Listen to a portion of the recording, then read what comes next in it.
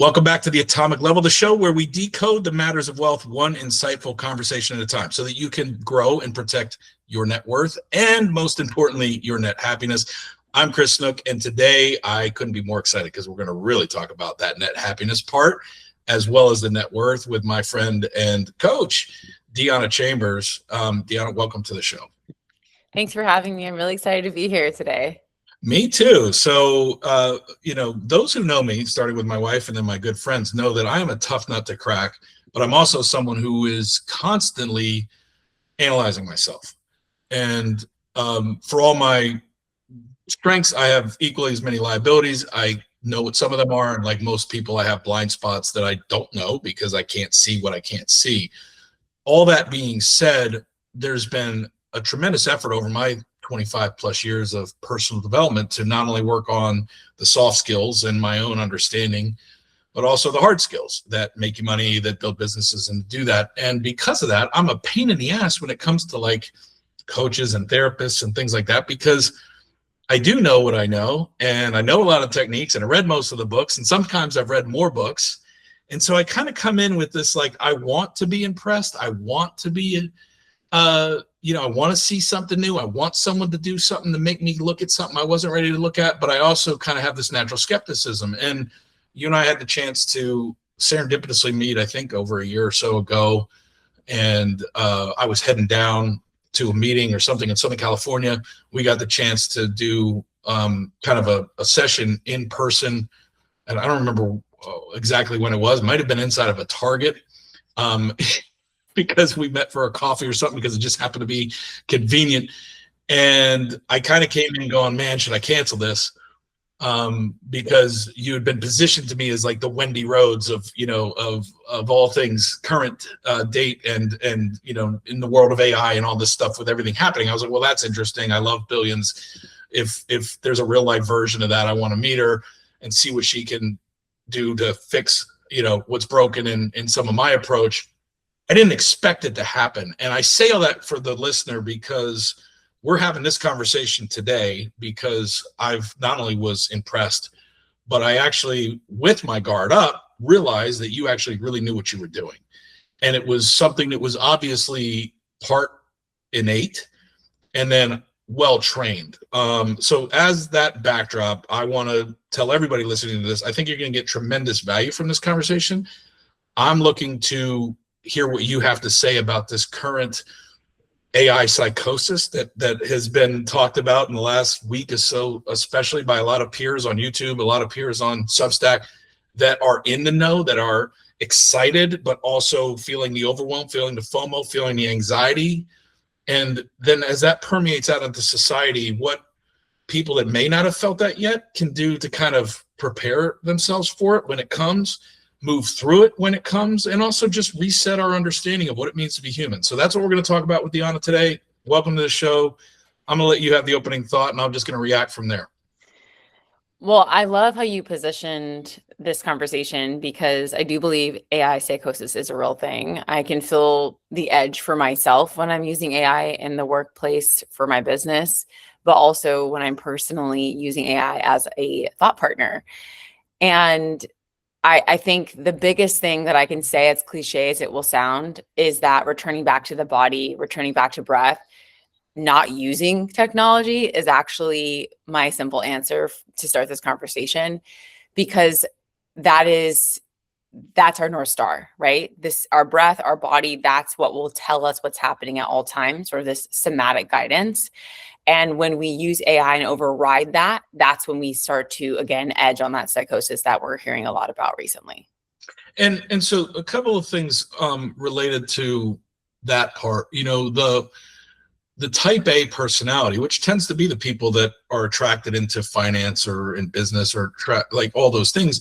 There's obviously been, in recent time, more of a movement around meditation and around all these things. And I'm saying it the way I'm saying it because there's a piece of me that was kind of like, yeah, whatever, right? Like, and not because I'm not interested in what it could bring, but because of a lot of the way that that's been packaged or who may have been packaging it. And yet there's obviously a lot of really well-respected people who have said that that's been one of the secrets. And this is before we hit March of 2023, and the chat GPT kind of moment, right, that has triggered everything now, and then especially the last little bit of time. When you say return to breath, let's talk about it through the lens of why that matters and what does it represent? I think returning back to breath, I'm going to actually compare it to being in the womb. The safest we've ever been was in the womb, right? Literally, we didn't have to pay mortgage, rent. We didn't have to worry about food.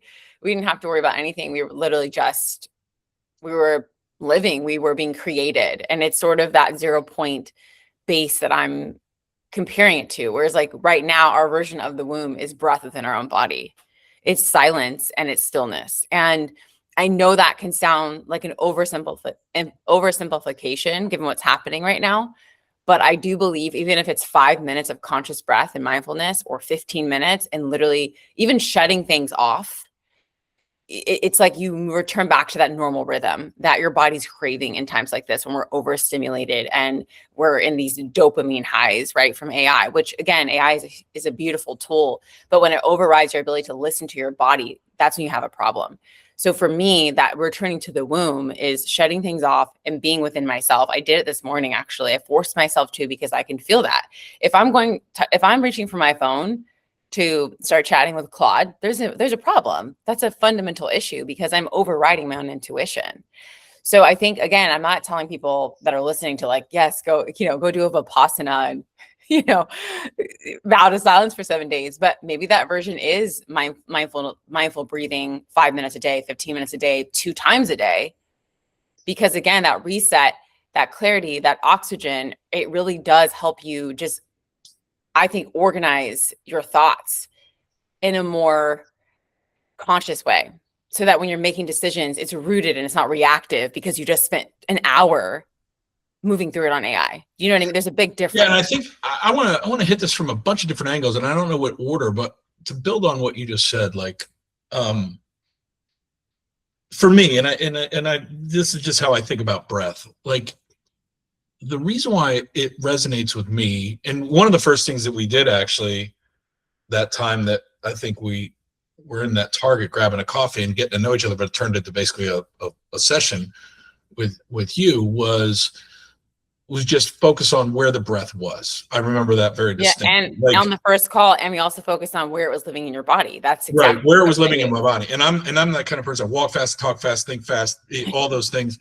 And so I can function very well, like, and I can perform without the breath ever leaving, like right here. And if you're watching this on the video version, I'm holding my hand basically an inch below my chin and like right at my chest line.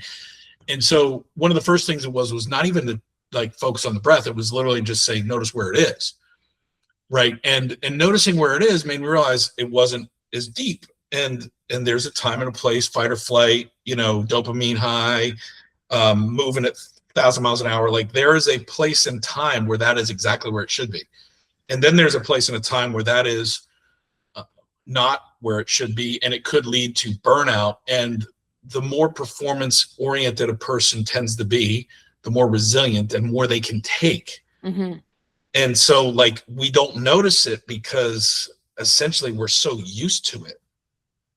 That it's your threshold, right? If you're used to your threshold being high for it's kind of like if you're idling, right? If you're idling at 3,000 RPMs, or 4,000, like you don't realize most people never even get to that at full speed, but you're idling there. Well, then your version of where it is at 1,000 or 2,000 RPMs feels foreign to you, but it's also a completely new realm to enter with your intuition, with your cognition, with all of that.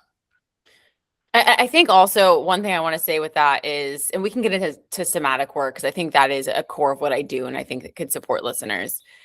But I also want to throw out a spiritual quotient today. It's something I've been really playing with the last couple of years. And I think in the age of AI, it's going to become very valuable for people to develop their spiritual or intuitive quotient, because that's going to be able to allow you to use discernment in understanding where the edge is with AI for yourself, for your family, but also in your business.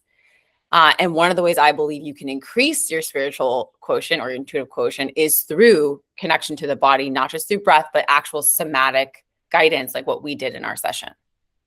So what is that? Explain what somatic guidance is, because I don't actually remember. I know what we did, but I don't remember I wouldn't be able to define it for somebody. So it's the physical experience of feelings and energy living in the body. So that's when we use somatic. So somatic guidance it's just a mapping system for measuring where things live in the body energetically. Oh, I got right? you. So Like, when you said notice where the breath is, that was a somatic map to say, exercise. oh, it's Correct. in my upper chest, or it's down in my belly, or it's in my right neck, and I feel my trap. Like, everybody has their different thing, right? Yep. So it's like the body keeps the store, that very famous book, right? This is somatic work. Somatic work is understanding where things live in the body. So emotion lives in the body, but how we don't identify there's sadness in my elbow. We identify it through sensation. That's somatic audit. That's where we're understanding. Okay, burnout, great example. Burnout can look like tight chest. It can feel like a cardiac event, right? That's a big one that people on this call could probably understand.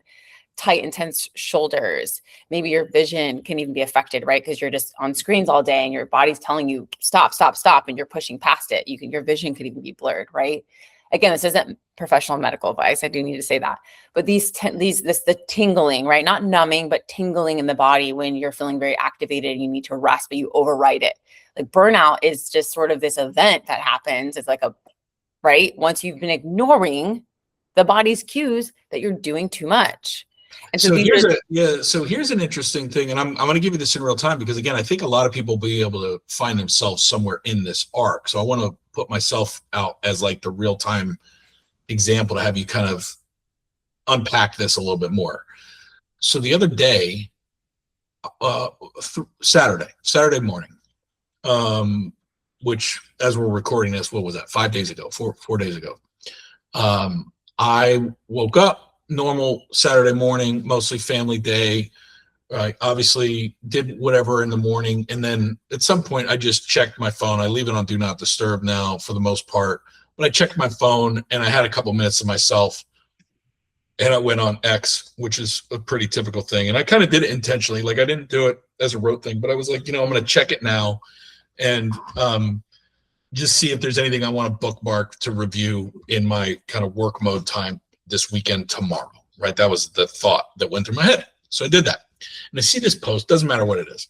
I see this post and it's about something that's happening that made 6 months of me kind of mentally trying to figure out where I'm going to be useful, how to be useful, how to help be a sense maker for other people in this, how to monetize that aggressively, but also thrive in it. Like I was in this conversation that just felt like going nowhere for 6 months. And I see this tweet or whatever it's called now, post on X. And I read it. And the minute I read it, it's like 6 months of mental questioning and effort and grinding and goes all into one line. And it's like a moment of clarity and it's simple and it's crystallized.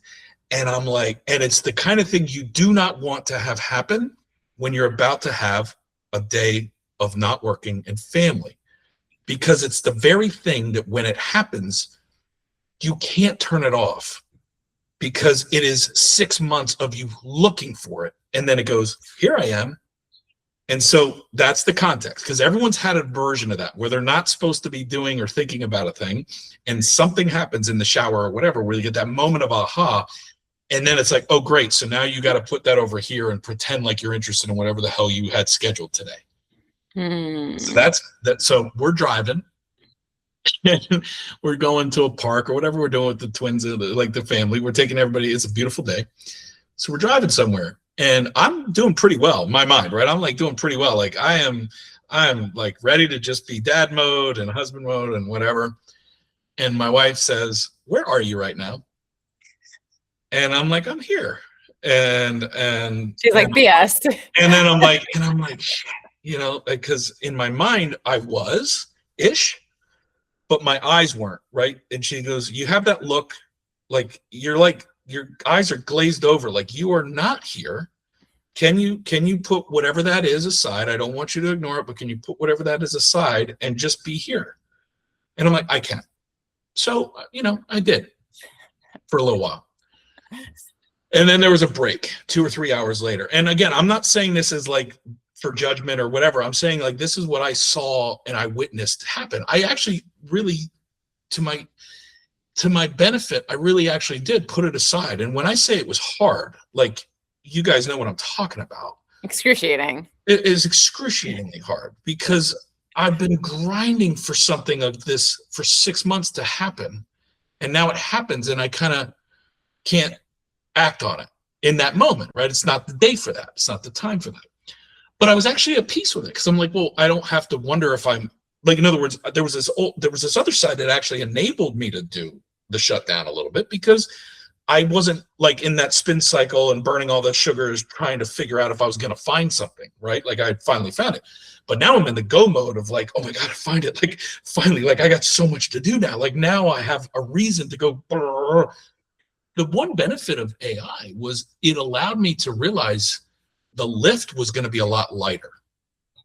The execution lift, right? So it's this weird dichotomy. And I'm saying this because I think a lot of people are dealing with this and maybe coming to you for this. The reason I was able to get peace of mind and actually tune back into like the non-work stuff was because I knew that my ability to execute was exponential and was not going to rely on other humans being there. And so if it was later tonight at midnight or at 6 p.m. or at 3 p.m. when they took a nap and my wife was doing something else that she wanted to do and I had 30 minutes, like I knew I could rapidly in micro sessions get to the terminal, type some things in, and then let it be, and then come back, and it would have done 10 hours worth of work for me. And so because I knew that I was going to be able to execute 50 hours worth of work in probably an hour of time, all I had to do was go, today, you're going to put in an hour of time. And tomorrow you have 3 hours scheduled.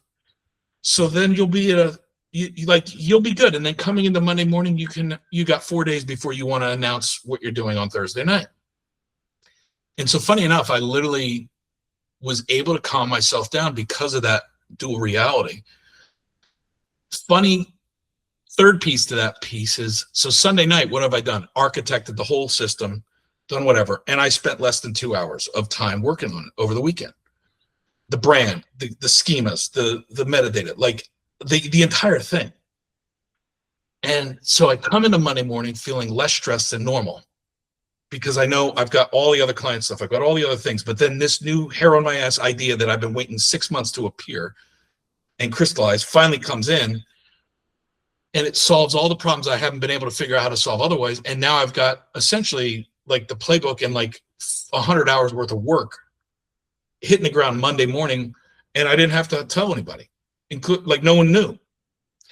And so I was able to find a lot of peace in that. So that was the good side.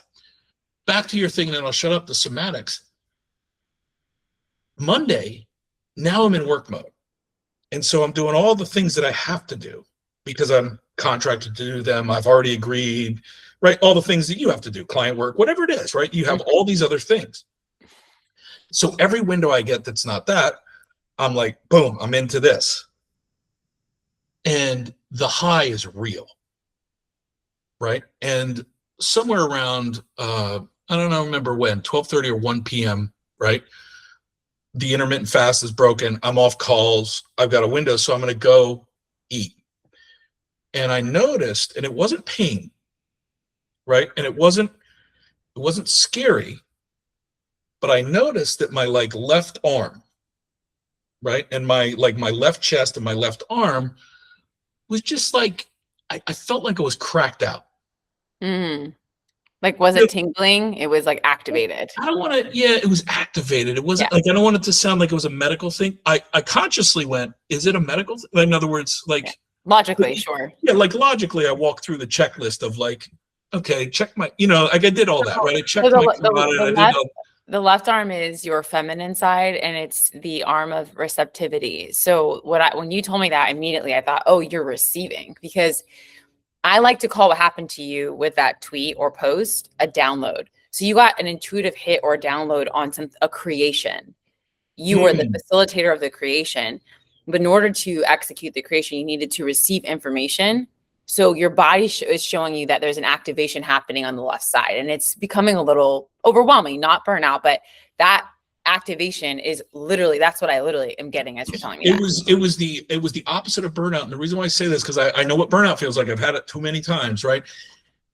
Because I know what burnout feels like. And because I'm 50, I got a little concerned. You're right? not 50.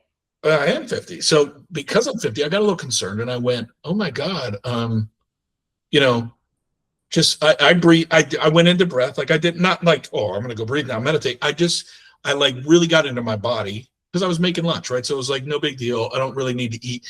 And I had that feeling like you took too many energy drinks or like, right? But it was very like localized, kind of like you said, to that left side. I didn't understand that part. So that's kind of an interesting insight. I kind of went, okay, is my meter running too hot? I really like everything's good. You're adrenalized right now. That's how I kind of framed it in my mind. You're adrenalized right now because of this unlock.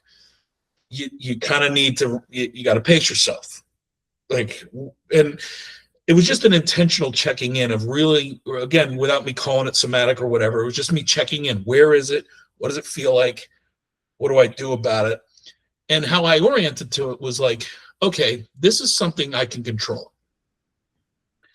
And through work I've done with other people and through some of the stuff that you and I talked about in the green room, I recognize that I think that's the piece that we want to remind ourselves of, is that our nexus of control has always been only what we can do with ourselves. We cannot control anything external. And no matter how powerful we get, we can delude ourselves to think we have control over the external. But we never have. And then we logically go, yeah, I know that. But I can make them do what I want, or I can influence that, or I can do this, or I can change the government, or I can. And then we prove to ourselves that we're someone who can move mountains because we organize resources, we organize people, and we get everyone locked in on a vision. And then we expand our nexus of control into the real world. But then a hurricane hits, or something bad happens, or someone dies unexpectedly, and we are brought right back down to our humility and our knees and realize, that was just all right. Like I call it God's reminder of like, hey, just so you know, right? Focus God's reminder of our humanness. Yeah. And so I think part of this was just realizing, okay, a lot of people are going through this. More people are going to be going through it. Meaning, however many people are feeling and relate to exactly what I just said, or have their own version of it, or whatever, your version of it, that's fine. That is a microcosm of the 8 billion people that are about to feel it over the next 2 to 3 years. And so the value add of that was, okay, so I can focus on my nexus of control. How do I do that? And then I was like, that's when when I reached out to you and was like, listen, I need you to record a podcast. I would like to have you on because I want to do this conversation with Dionna because I think she would be the one who could bring the most light to it. You already did with the feminine side. So talk about that, the receiving, because that makes sense. Like I was almost receiving so much so fast, but it wasn't like overwhelm. It was the opposite of overwhelm. It was definitely a dopamine hit.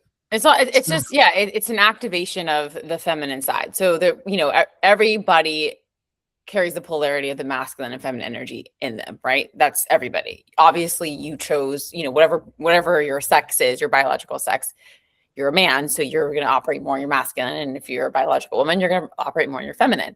However, you still contain masculine energy. Masculine energy is directive, focused, structured, it's the committed, focused energy. The feminine is receptive. She's in flow. She is intuitive, right? And so not to say you can't be, either one. This isn't right.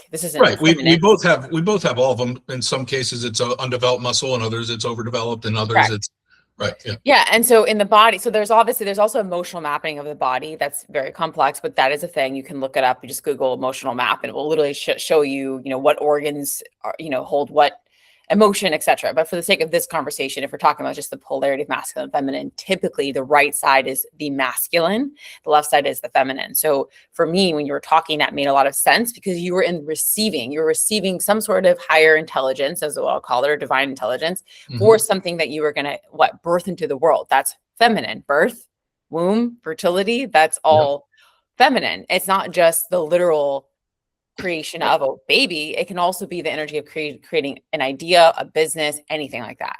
And that's the state you were in. So basically what was happening was you got this input in your body of like, hey, we're online, we're receiving, let's go. Right. Interesting. Right? So it wasn't something to be alarmed by, but it did catch my attention because it felt like something could be wrong. Yep. Meaning more temporary, not like I'm going to have a heart attack, but it was like, okay, I wonder when that's going to stop. Or do you need to stop it, or can you just bring awareness to it? No, I didn't feel the need to stop it, but it crossed my mind, like, should I? Yeah. Or like there was I can't remember all the thoughts, but again, it wasn't like, I didn't feel like the need to stop it, but it was so noticeable. Like I wasn't shaking. You know what I mean? Like, I want to bring awareness to something because I think we should connect a couple of things. Number one of the things I noticed about you talking about the 6 months was, and I know this about you because I called it out in our session, is you have this need that sometimes need to be of purpose, need to create, need to produce results, need to execute, which is very masculine, and there's nothing wrong with it. But sometimes you have a tendency to go over. Right. So let's say 100 is healthy. You want to go 150. And I'm like, hey, let's pull it back. Right. Yep. Because if you're too much on the other side, right, if you're swinging all the way to the end of the pendulum, right, it can become destructive. It can be chaotic. Same thing with the feminine. If you're all the way over here and you do nothing, you're just in flow all the time and taking no action, that can be very destructive as well. So what I noticed was you were looping for 6 months. You were desperately trying to find the answer.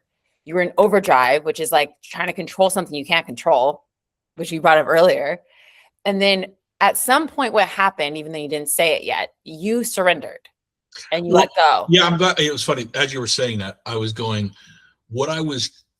for 6 months, what I can say I was definitely doing for the last 6 months was I was trying to control myself enough to actually surrender, because that concept was so metaphorical, or like, it's hard, it's not tangible. In other words, like, it was something that if you had asked me, oh, you need to surrender, I would have given you the textbook definition of exactly how you do that, but I was not doing it, right? Yeah, you weren't doing it. So about 6 months ago, I was in a place where I definitely was brought down to the only option, Chris, is surrender. And then from 6 months till Saturday, right, I was in the mode of, got it, surrender is the only way. How the hell do I do that? And so all the effort and all the grind was, what is my role? In other words, how do I apply this talent, this drive, this energy, this ambition, this concern for my family? How do I harness all of this and surrender, right, at the same time? And so it wasn't a grind around the normal push, go 150. It was a grind of extra effort because I had to break my habit without abandoning the gifts. And I don't know how to do that, meaning, like, I think I'm getting better at it, but I didn't have any way of knowing how to do that, because that kind of duality of surrender and drive, like, that had never been. It's the dance of the masculine and feminine. And that's what, when someone says balance, they're really saying yin and yang. Balance is the balance of masculine and feminine energy. It's the marriage of the two energies within you, right? And so you've been working on that, but you got to the point where you were literally on your knees, like, okay. And I don't know when that moment was in the last 7 days, but there was a moment where you sent a signal to the universe, to God, whatever you believe in. I know it happened. You know how I know it happened factually? Because then you got that download. Now, you wouldn't have received that had you not been ready to receive it, right? It would have taken more time. That's the piece. I'll take you at your word for that, but that's the piece that I'm least clear on. And I don't know that it matters, right? It doesn't matter.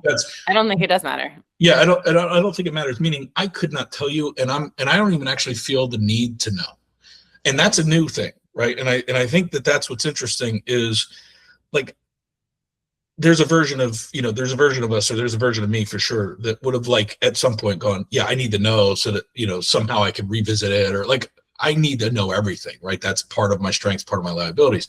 I got to understand how things work, and I've always wanted to understand how I work. But this is a time where I can say, whatever that thing, Sarah, like, I just call it serendipity. Like, I just call it, Like it just happened, and I didn't even think about it. I haven't thought about it in 5 days. Like I haven't tried to figure it out at all. I've just gone, okay, like let's go. You've been in flow. You're like, I received this, I'm ready to create, let's go. And now you're, instead of just taking action to take action, you're taking aligned action on something that you actually believe in, which, as you know, will produce results that you probably don't even know yet, right? There's a limitlessness to it because you're just following kind of direction. I call it like divine direction.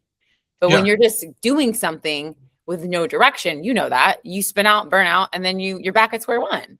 Well, and it's funny because one of the things that I definitely can say, part of that whole, okay, I'm going to really actually try on this surrender thing, and I don't want to pretend or let anybody think on this that I know what that means, or that I in any way think I know how to surrender. That'll be a work I spend the rest of my life trying to figure out, I think. But what I do know, and what I will say is unique about this experience, is that like there's been a lot of things that I know I have to do, and I would venture to say, I want to do, right? Skills, learning how to, do a command line interface and terminal, like things like that, right? These things that, you kind of need to do to really get the most out of AI, or at least be sovereign and have a chance at owning your own intelligence or some piece of it, and not just being a slave to the frontier models moving forward. And all that stuff matters to me. So there's like this stuff where I go, well, I'm going to learn that. I need to learn that. And I have a reason. My why is big enough, right? I want to be able to teach at least my own kids how to do that. And I want to provide others. I don't want to just make everybody a slave to, the 4 big frontier models, or 5. And yet all that didn't matter, right? Like it didn't happen. There was still things that I hadn't done. Like, perfect example, I paid for the subscriptions. I had all the technology stack and things to go automate and build something. I had 3 or 4 ideas that were all worth doing, that could all get to revenue, that I could go execute. And none of them got beyond a scoping or an architecture doc. And none of them got me to where I was independent of needing to say to a friend who did have those skill sets or whatever, can you go put it through and code it for me, right? And then as of Saturday till yesterday, I literally broke through all of that overwhelm, or all of that inertia, or fear of not knowing how to, make it through a bug fix if I couldn't figure it out. Like I broke through all that, and now literally launched end-to-end my own code deployment for the first time ever. And I say that because the unlock for me is the freedom of being able to move past my own self-imposed limitation on what I need to learn or want to learn. Like, and none of that would have happened, I don't think, had I not somehow been able to receive that at the truest sense and be what you said was aligned, because I have had all the reasons to do it before on paper. Logically. I've had all the accounts logged in. I have all the, like, there was nothing stopping me except doing it. And yet, and all the tools are there. So nothing's changed, right? Like, well, no, you changed. That's what happened. What I'm saying is nothing external changed. Yeah. But for some reason, there was an alignment, and the alignment ultimately came back to the one thing that I've been saying for 6 months, more than ever. I've said it on podcasts where I've been interviewed in the last 6 months too. Someone's like, well, what are you doing today? What gets you? And I said, I don't, honestly, right now, I just want to be useful. And I don't know what that means. I just know I want to be useful, including launching this podcast, including using other things. It's like, I want to be useful. And that's been my surrender, right, to the universe, is I'm here. I got all this, whatever I got. What do you want me to do with it? And that's the surrender, is not what Chris wants to do. What do you want me to do with it? And what Chris wants is, Chris just wants to be useful. And so I think because of that alignment, whatever the thing was Saturday, right, doesn't matter, because it just created a clarity of a simple way forward to meet my needs and my kind of wants and desires, but to do it in a way that could also be useful. And that clarity of alignment then made me go, well, then I'm going to finally just code this thing myself and use AI to do it. Let me ask you a question. I want to ask you a question. So do you think that you, over the last 7 days, 6 days, Do you think you're primarily operating from the mind and ego, or do you think you're primarily operating from your body's intelligence? I don't know. I know what like I would love to say the right thing. I honestly don't know. I mean, I haven't thought about it. There isn't a right thing, but the only reason why I asked that question is because No, I'm saying the ego wants to say the right thing, right? The ego yeah. wants to say the right thing. But the reality is I don't care in a way that doesn't sound like apathetic, right? In other words, like I don't need why I'm asking you that though? Because I want you to notice something about yourself. I think so. I don't know why you're asking me, other than you're trying to get me to look at something I'm not looking at. I don't know which one it is. I think there's a hyper pragmatism to it that's still based on like I need to unlock something to get where I want to go for my family. Sure. So there's that. Then there's the kind of just way that I'm built, which is I need to be enlightenedly self-interested, right? That's not a word, but like I'm just not going to be able to stick with something if it's only benefiting me. But I'm not at that point anymore where I have this like I think altruism enlightened, or it's not, but it's always self-imposed, right? Like I am happy to be self-interested. I just want to be as enlightened in that self-interest as I can. So in my head, I definitely check those boxes, right? Like in my head, I'm going, okay, so this checks those boxes. You can go be greedy because you're not hurting the planet. You're not hurting humans. You're making it better. So it's not zero sum. Mm-hmm. And so I check that. That's definitely in the head. It satisfies the need in my heart, which is that I got to feel good about myself. And I couldn't find another way, because I know I can sell stuff. I know I can, like, so when you get to a certain point where like I could choose to do anything and I could go make money, it's like, okay, great. And then with all this stuff, I started to worry about all the bad choices, all the unintended consequences at scale, because I don't have my arms around it. And none of us will. None of us will fully understand the impacts of AI. Even the people inventing it don't know what the next version is going to look like until it's out, right? And they admit it. And so I kind of recognize that accepting our powerlessness over that and accepting our hierarchy as this thing is now going to prove to us all that we never were the most intelligent beings. We just happen to be the most intelligent physical beings that we were aware of, and then we sit at the top of the food chain because of it. But, if you do believe that there is a creator, or whatever your orientation of that is, you recognize, quite frankly, that the Earth is a nothing burger inside of a galaxy that's enormous, right? So we can all zoom out. And anyway, I definitely was in my head a lot. I'm in my head now. Well, I think the physical manifestation of the zone you were in, let's call it that for this conversation, the arm activation at the end wasn't, for me as an outsider, it was evidence that you were operating from your body in a more conscious way. You were in the moment, you're not thinking, I'm in my body. That's not how it works. But on some level, you were, because you had surrendered, whatever your version of that is. Again, we don't have to get into semantics here.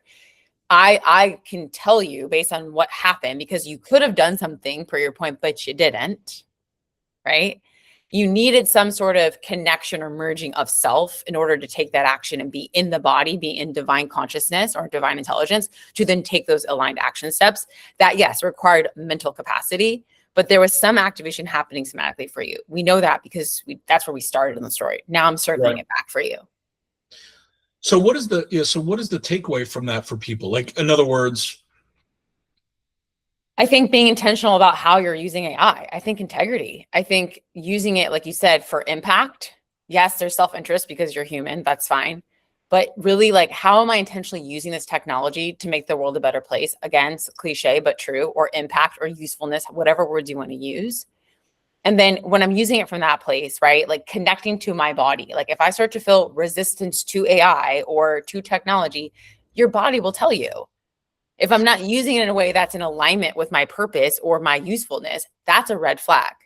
So here, I want to go the other direction, selfishly, but because I think this is also a big portion of the audience, maybe. I actually was thinking about it through the other lens. So when I brought up the example, I didn't know I was going to talk about that with you today, but it just kind of where we went, and I'm glad it did. when I brought up the example in the arm, the reason why I was bringing it up is because we started this off talking about, right, the health. We talked about other people's recordings about, the smartest people in the world right now are miserable or feeling hopeless. Why is that, right? Well, part of it is because we're all going through this learning curve, this adaptation curve of using a thing that we recognize is more powerful every single day, more complex in optionality every single day, meaning go to X and you'll find 15 new versions of open source software that you didn't know about the last 15 that you can go improve upon the last 30, and it's like, holy crap, right? And so I'm saying that because I think my first kind of intent for bringing that up was how do you manage and how do you stay aware of your potential to become addicted to the productivity? Because one of the things this last week has been very calm, but one of the things I was kind of self-aware of, call it over the last month and a half, very specifically since January 27th. And for those who've read some of the other posts or who haven't followed this, January 27th, I wrote a post called the 28th Day of the Singularity. And you didn't read this, I don't think, Dionna, but what it means is I said a penny doubled every 30 days, right? Doesn't sound interesting because we think in linear terms. And if you know that analogy, you know that where it gets really interesting and where it becomes very explosive is on the 28th day, because that's the day where it goes from 800,000 to 1.6 million. And then the 29th day is 3.2. And right. And so then it does that. And I think when we had the Molt book and the Moltbot moment on January 27th, which was a weekend, and most people weren't paying attention to it because they were worried about the NFL playoffs or whatever, but those who were didn't sleep. And if you go back through the archives of history, I think January 27th and that kind of inflection point will go down as a day that a lot of things changed forever. And since that time, whatever that's been now, 6 weeks, I've been very self-aware of the first time where I felt like the productivity, the performance, all that, it's like too much. It's not good. But it was like I vacillated, meaning nothing could be all bad, nothing could be all good. And it's Pandora's box, it's open, you can't change it. So it is what it is. Like you have to find a way to accept and then deal with this reality that now exists, because it's not going to go backwards. Right. And so that's been the last 6 weeks. And up until like 6 days ago, I think I wasn't at peace with any of it. I think I was really struggling with it. You were in resistance to it. Well, I think I was just confused. I think I was just like, and I think a lot of people are. I'm saying this, I've had conversations with, and it went through all the emotions, right? Like, wait, I started investing in AI related startup stuff exclusively like 3.5, 4 years ago. Like I've been in crypto and blockchain and whatever for a decade plus. Like I have all this pattern recognition. Plus I got 25 years of being an entrepreneur and being around markets and whatever. And I'm like, if I'm feeling this, what the hell is society going to look like? Because I'm not making myself special, but I went through that emotion, right? Where you go, if I'm feeling confused and scared, like how the hell can I lead anybody, whoever they are? I can't even lead myself through this right now. And I think that's a feeling that people are having. Yeah. And what I'm hoping to say is it doesn't last, because I'm not saying I'm through it. I'm not saying it won't return in different form. I'm saying without me planning it, right? Saturday became kind of a moment of, like you called it, reception, became a moment of finding a place where without me having to worry about what I can't control, I became very clear and aligned around something that I could control, that I think could be net positive. Yeah. And it didn't change my worries or my fears or my questions or my concerns or any of that stuff. It just showed me that we live in a time where if we can kind of get through those things, the ability to now execute is the positive, meaning we can solve the problem because we don't need to go get 1,000 people hired and then train them to do it. before we move an MVP to market or before we move that situation into scale. Like, the bad news is bad things can spread fast. The good news is so can solutions. Yep. But it all starts with our ability to tap into a piece of us that we have, that's dormant and that is uniquely, in my opinion, human. Well, what the words that are coming to mind are internal governance, sovereignty, internal direction. Those are the words that were coming to mind as you were talking. And I think now, because I'm someone who is in self-development, this is my wheelhouse. I mean, I'm all about people understanding who they are on the most intimate level possible. And there couldn't be a better time to do that work than now because 100%. of what's happening with AI. That is actually currency now in a really profound way. And we're going to see how that compounds over time as AI evolves. But that's something AI can't touch. Like I say this all the time, I'm a single mom. I've had a lot of hardships. I was like, well, one thing no one can take away from me is my understanding of self, my intuition, my advanced spiritual gifts. No one can take those from me, right? My sovereignty, my ability to self-regulate. So this is really a time, again, not to like go on this cliche high horse again of mindfulness. It's not just breath in a superficial way. It's like, who are you? And if you don't know who you are now, this is the time to start figuring it out. It really is. Because if not, as you said, you will get lost in productivity. You will get lost in trying to understand the next thing happening and get ahead of it. And you're going to get lost by it. And that's kind of that's the dark shadow side of this technology. But sovereignty within oneself, your ability to govern yourself and understand pattern recognition within yourself is your greatest asset right now. And then teaching others how to do that as well. I think, and I think I already know the answer to this, but I want to ask, there's a lot of concern or effort, even funding technical ways for people to now converse with AI. You mentioned earlier, you felt your own pull to go have a thought partner conversation with Claude, but you recognize, well, is that like a rote response or is that an intentional one? And then you decided in that instance, it wasn't intentional. So you didn't do it. And then you went and did a walk and I meditated literally because I was like, this is not. And so I think, is the answer that like, look, one of the things that humans don't have to worry about is that we may lean on these technical crutches that also bring us into alerts and reminders and whatever, like the quantified self movement, which I always laughed at. Like, I don't want to watch. I don't need it, right? Like, I don't want something that's going to do my heart rate. Like, I don't care. Like, I mean, that's me. I'm not making a judgment for anybody who has, but I'm the same way. I'm the same way. But I think, that's fine because those are just consumer things and it is what it is. You have your relationship to data, whatever you think that is. This is different though, meaning like now what I heard you just say was, I almost think you're saying, look, yeah, those tools are going to be there, but they're just more of the same problem. Like I don't want to say it's going to be a backlash. I think people are looking for, and I think we'll discover more about being human than we ever have because of this amazing technology. I agree. I don't think the technology is going to break humanity. I think it's going to reveal it. And I also believe we learn through contrast. That's how humans learn. You learn about what you want by having something that you don't want. You learn about what technology is and its power by by it showing up and then realizing, oh, actually what I want is human connection. I'm really glad it's here because now people can take an honest look at themselves in the mirror and decide what humanness means to them. Yeah.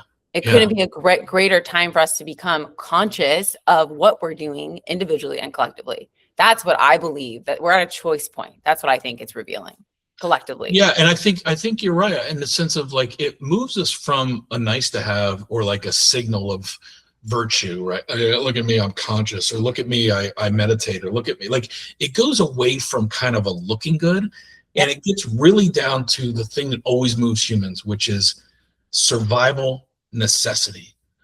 Like we will be forced, if we're not already there, every single human is going to be thrust into a survival dynamic we haven't felt in 150 years because we haven't had to. But 150 years ago, like you wake up, you didn't know if everybody in your family was going to make it to dinner that night because they might get eaten by an animal, they might get shot by a thug, they might, they might die on the Wild West Trail to go find prosperity. Like that was 150 years ago. It wasn't 1,000 years ago. It wasn't 2,000 years ago. We haven't been put to a place where we have to worry about where our food, our water, our sex, or anything comes from like any of our needs have not had an issue being met for decades, right?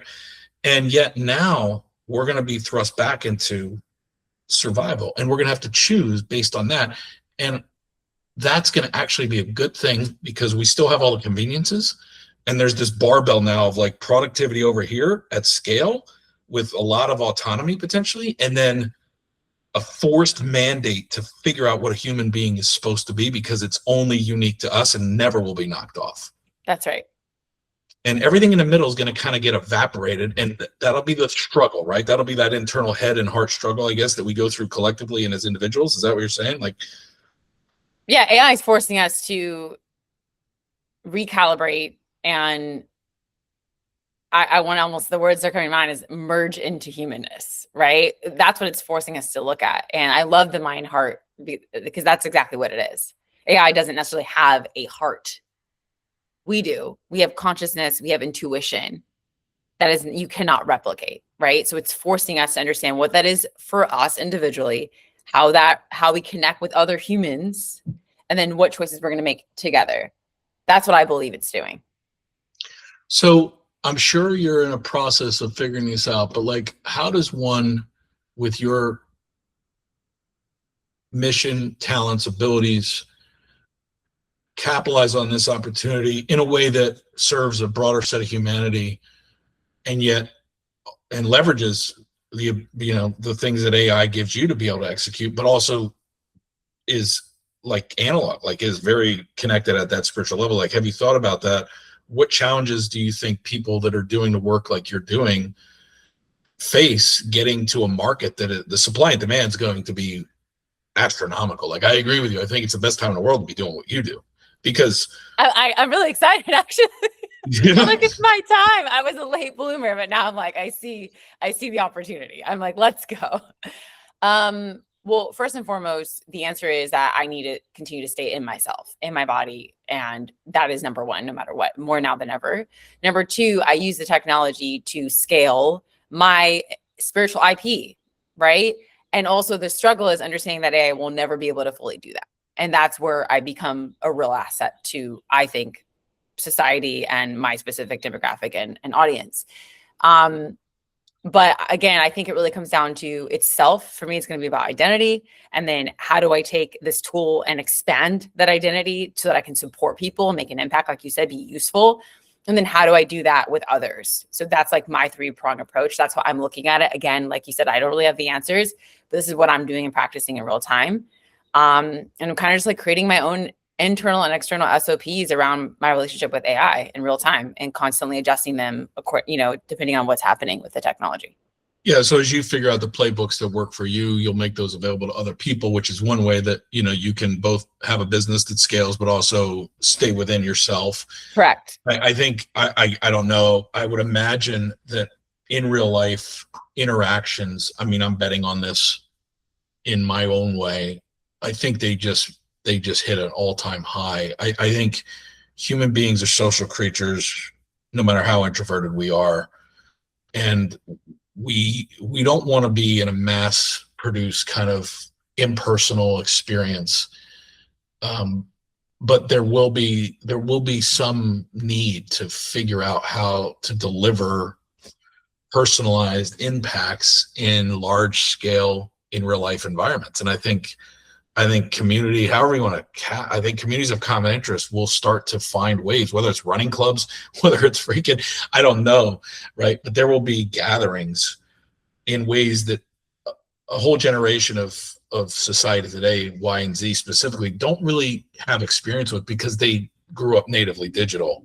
Yep. But those of us who are older and can kind of remember back to a pre-digital world realize like, yeah, there was something just rad about that, right? Like, and we'll go into a new business model that highlights that. And I think you'll be kind of the examples that lead us there. So where do people get in touch with you, and what's the best way to connect with you? We'll put it all in the show notes, but I'll give you a plug, and then thank you for being here. Of course. Thank you for having me. This was a very enlightening conversation, and I trust that it will support your audience in the way it needs to. My website, which is just my name, DionnaChambers.com. You can fill out a contact form. There's questions there to sort of, understand fit. And then I'm really active on Threads. That's kind of my version of Substack currently. And then, of course, you can find me on Instagram and LinkedIn. Awesome. Well, we'll make sure that they do. And thank you for being on the Atomic Level. It was awesome again to, in real time, tap into some of your unique genius. So thank you so much on behalf of everybody.